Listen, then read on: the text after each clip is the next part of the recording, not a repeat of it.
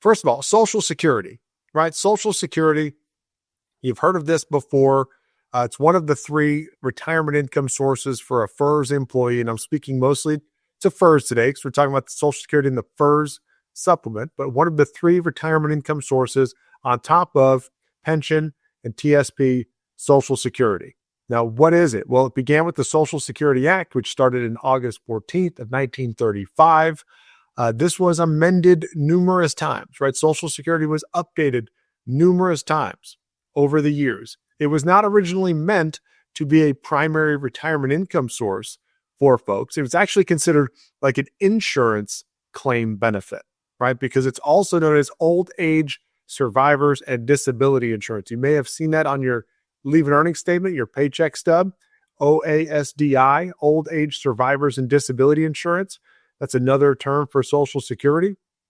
And what that is, again, it's a claim payment. It's an insurance benefit that you're given. And it was the first one of its kind to provide like this social income source for the U.S.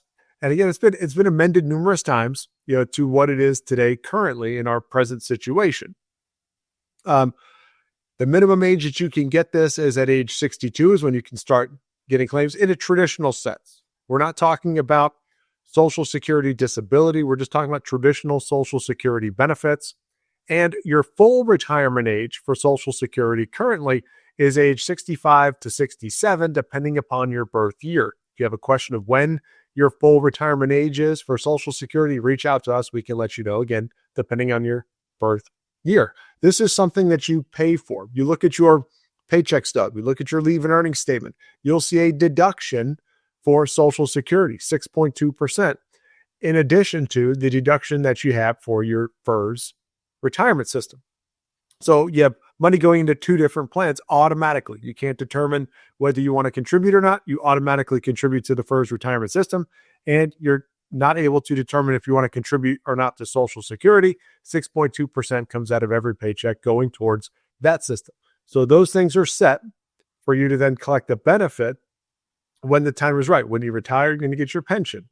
When you decide to elect Social Security, you'll start getting that benefit. I didn't mention the max you can wait in order to take Social Security is age 70. Now, we look at this, right? You've got a deduction, 6.2 each pay period. And when can you take money? Just understand it's determines by when you take it, how much you're going to get, right? Your full retirement age is the max, not the maximum, but your full benefit. I said the maximum you can wait is till age 70. But for every year prior to your full retirement age that you take money out, you're going to see a reduction of your benefits of about 6.25%. 6.25% less for every year prior to your full retirement age. The opposite is true. It's about 8% increase for every year beyond your full retirement age up to age 70. Now, when you want to take it, that's up to you. Most federal employees I talk to want to take it right away when they retire or when they're first eligible because they're counting on this as a retirement income source when it's all said and done. Now, there are questions about Social Security as well. Before we get into the first supplement, there are questions that are out there. I did an episode on the Social Security Trustees Report from 2023. This was in the beginning of 2024. This episode came out, and we were talking about in plain English. When you look at their trustees report, they're telling you that Social Security financially is in trouble. And if a correction is not made, if edits aren't made, if changes aren't made to Social Security, that by the year 2033, the fund will be exhausted and they're not going to be able to pay all of the benefits that they've promised going forward. In fact, they're saying they'll only be able to pay about 77 cents in the dollar beyond that. Now, what is that saying again in plain English? It's just saying they're going to have to make some corrections to Social Security if we want it to remain in the position that it is now. And if they don't make any changes, well, you can expect, and this is what they're telling us, less benefit, right? Almost 25% less going forward. Now, that may not mean anything to a lot of us because maybe we've planned ahead. Maybe Social Security is kind of like a bonus. Maybe you're not banking on it as a big retirement income source for you. So that's just extra money. It's not something that is a major concern. But a lot of people that I talk to, having the right amount or the declared amount of Social Security benefit is a big deal.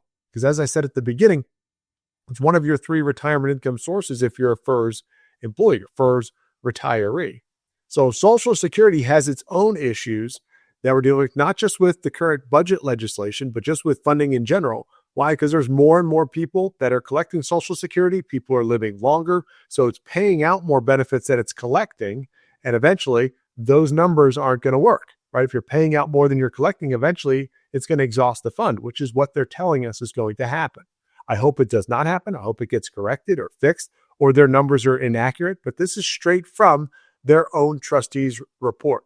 Thank you for watching the Federal Retirement Show. If you like this clip, make sure you subscribe, get notified whenever we have new content. We look forward to seeing you each and every week on the Federal Retirement Show.